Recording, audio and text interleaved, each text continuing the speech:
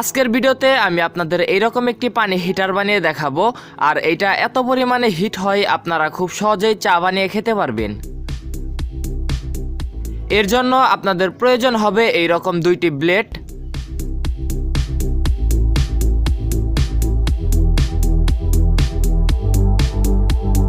এবার আপনাদের প্রয়োজন হবে এইরকম একটি কাঠি। আপনারা আইসক্রিম খেয়ে সেই কাঠিটাও ইউজ করতে পারেন। এবার ব্লেড দুটি কাঠির মধ্যে লাগিয়ে নেবেন। আমি কিভাবে লাগাচ্ছি দেখুন।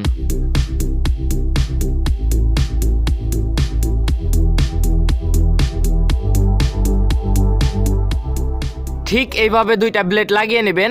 আপনারা ব্লেডের জায়গায় যদি অন্য কিছু লাগান তাহলে কিন্তু হবে না। হলেও ব্লেড দিয়ে পানি যে পরিমাণে হিট হবে অন্য কিছু দিয়ে হবে না। এবার আপনাদের প্রয়োজন হবে এইরকম কিছু কেবল।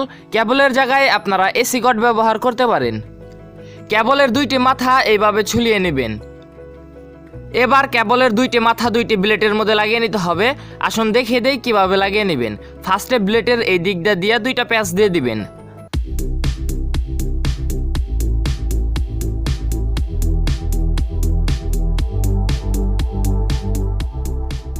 এবার দ্বিতীয় ব্লেডে একইভাবে কেবল লাগিয়ে নেবেন। কেবল দুটি লাগিয়ে নিয়েছি। এখন আমাদের এই জায়গায় সোল্ডার করে নিতে হবে যাতে লুজ কানেকশন না হয়। আমরা আয়রন দ্বারা দুই সাইডেই সোল্ডার করে নিব।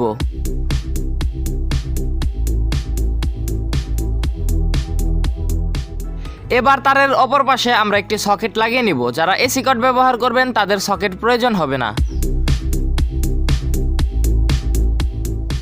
এবার সকেটের সাথে তার দুটো লাগিয়ে নেই।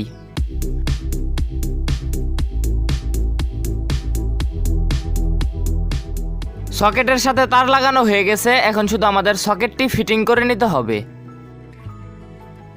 এবার ব্লেড দুটো আপনারা পানিতে দিয়ে দিবেন।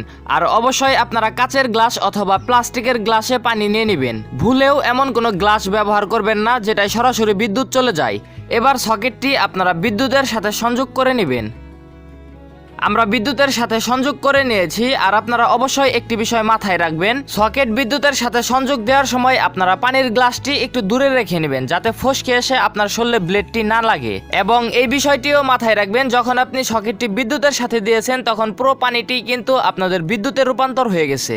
যখন পানি পুরো হিট হয়ে যাবে, পানিগুলো বলকাবে, তখন আপনারা বিদ্যুৎ থেকে বিচ্ছিন্ন করে মানে সকেটটি খুলে এরপরে পানি নেবেন।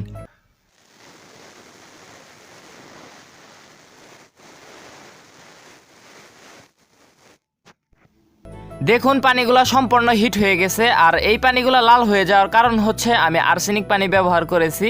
আপনারা ফ্রেশ পানি ব্যবহার করবেন তাহলে আর রেড হবে না। আরেকটি কথা আবারও বলি, আপনারা ভুলেও এই পানিতে হাত লাগাবেন না। হাত লাগালে আপনারা ইলেকট্রিক শক খাবেন। বিদ্যুৎ থেকে খুলে এরপরে আপনারা হাত লাগাতে পারেন। তো আজকের ভিডিওটি এখানেই শেষ দিয়ে দিচ্ছি। সবাই ভালো থাকবেন। আল্লাহ হাফেজ।